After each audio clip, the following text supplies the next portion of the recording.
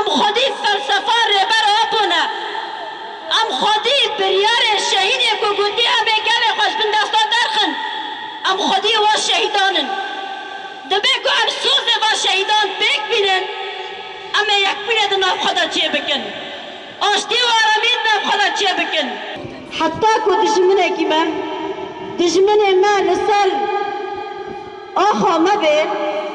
و تم امه بندست بن و ارکا شهید مجی و ظلم کاران و خاینان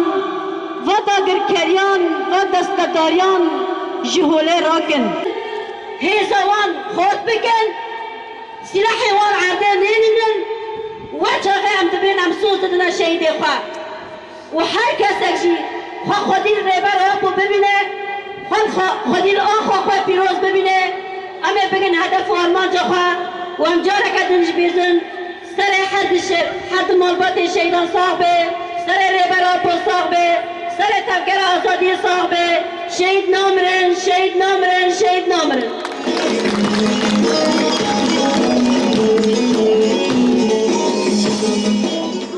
شهید نامرن شهید نامرن ریو بریا خوصر و چه تفگرن آزادین ایکو کارن رخصتنی دکن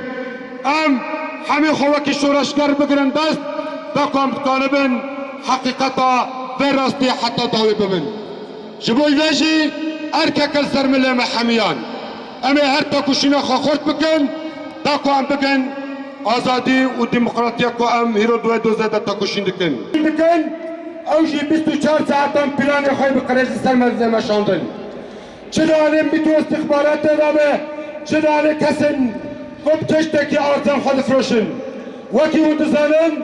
جاره کدجی نها حمود اگر کریم کردستانی و نیارن گله کرد و نیارن آزادی و نیارن فکر و فلسفه آزاده جاره کدن دخوازن هفتی کناب هفته چه بالدم نفديك يا شهيد وباسم كل المقاتلين نعزي أنفسنا أولا ونتقدم بحر التعازي لذوي الشهداء الشهيد سلو والشهيد آلان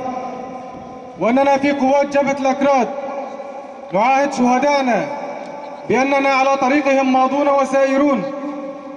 حتى تحرير آخر شبر من أراضينا المحتلة ونعاهد أمهات شهدائنا بأننا على طريق النصر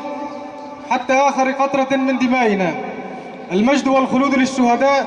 والنصر لقواتنا والشفاء العاجل لجرحانا برا سرن مالباتن شهيدان صاحبه سرن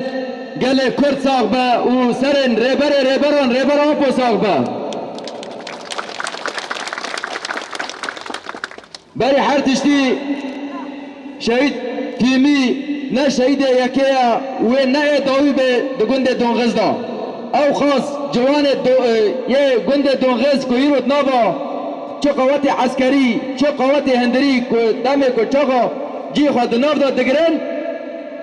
لا مخوابن و یعنی شهید فیمی نوی نه یکیبه و نه داوی و برجی گند دونغز بدهان شهیدن خواهنه هيك أولكم ما شاء الله يسر هالدانة في خصنا وتمثيلها وادكم جبو بيج أركم هيكم ما في وانا تشوسنين جبالكو خونا وانا أرزانا شهيد قريب دلو باكو زلالة